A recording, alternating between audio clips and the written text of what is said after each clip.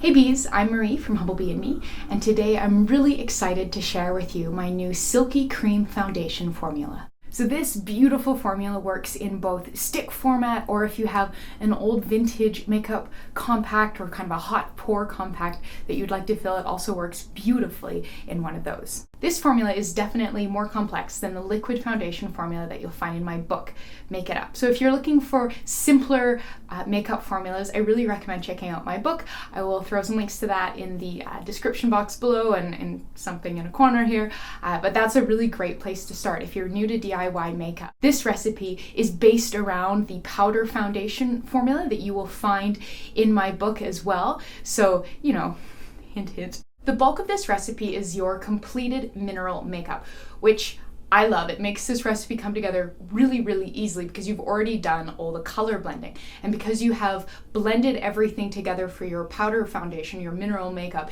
in your coffee grinder, that means that the mineral makeup that we're adding to this for the color and the coverage is very finely blended and incorporates into our base ingredients beautifully. Our liquid emollients are really lightweight, so I chose a blend of Neossance Hemisqualane and C12 to 15 alkyl benzoate.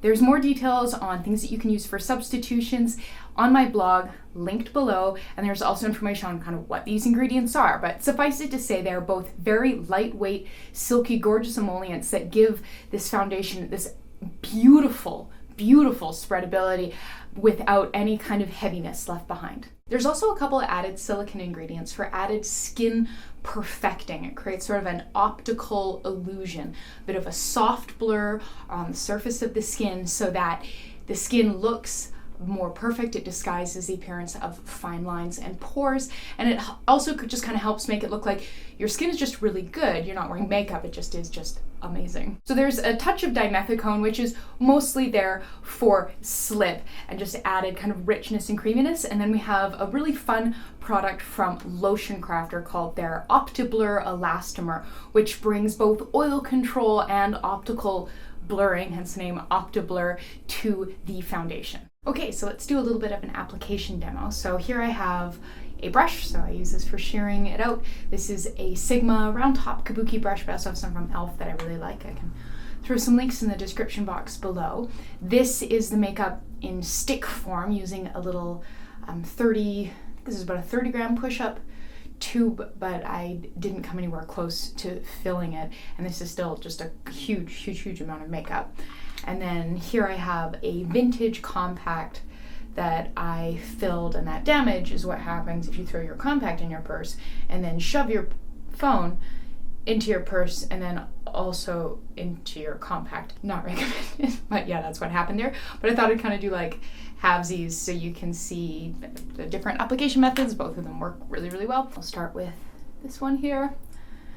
And let's see, I've got a mirror down here. So you can kind of see there's definitely like coverage there, and then I'm going to shear that out.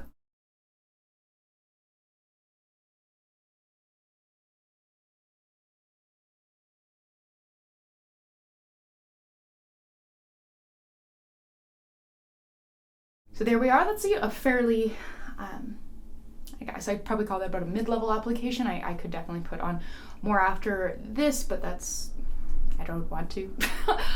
It also works really well with a lower level of application because it does have all that awesome blurring power, so you can go for less coverage and more just kind of optical perfecting. But there you go. There's the foundation in action. As you can see, the end product applies absolutely beautifully. I've really been enjoying wearing this and testing this over the last few months before sharing it with you. If you are looking for more information about this formula, please go down to the description box below this recipe and click through to read about this recipe on my blog.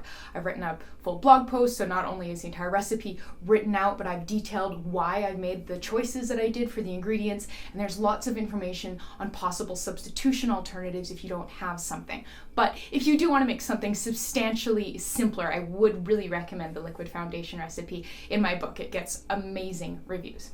But come on, let's get started. We'll begin by combining our heated phase ingredients. So in this small beaker, I have 4 grams of my completed mineral makeup blend. So this is a custom blend that's perfect for me and my skin tone right now. And to that, we're going to add 1.6 grams cetearyl alcohol And in this bowl, we have 0.3 grams of dimethicone 350, 1 gram of Neossance Hemisqualane, and 1.65 grams of C12 to 15 alkyl benzoate, and we're going to add that as well. To melt everything together, we're going to put our little beaker in a water bath. So this is a small little saucepan that has about 2 centimeters or 2/3 of an inch of water in the bottom of it, and a little silicone drink trivet I got on the clearance rack at my local kitchen store. So I'm going to go pop this on the stovetop over medium heat for about 20 minutes to melt everything through. While our base is melting, I wanted to go through our next steps because we're going to have to move really quite quickly once it comes off the heat. So in this little dish, I have our cool down ingredients. So this is the OptiBlur, 1.4 grams of that, and 0.05 grams of vitamin E, which is the little bit of brown there.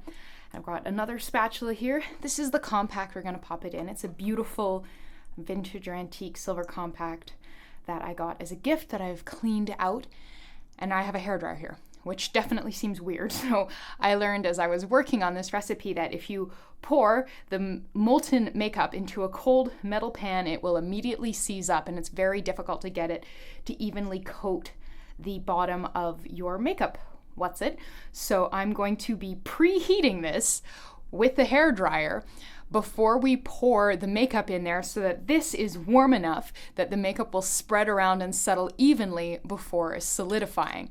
So yeah, when the makeup comes off, we're going to add the OptiBlur and the vitamin E. We're going to blend that in using a little electric mixer, and then we're going to have this already preheated and then very quickly transfer it in.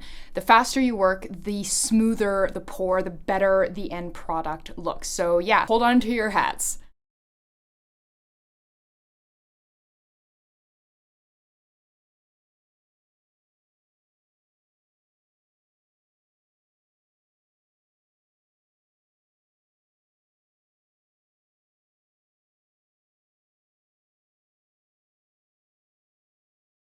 Okay, phew, that managed to be relatively successful. Definitely lost some to the spatula. I could kind of scrape it out and try to throw it in there, but it'll ruin the really beautiful smooth pour I've got going on. So I'll probably just apply my makeup off this spatula and out of that beaker for a couple days so that it gets used.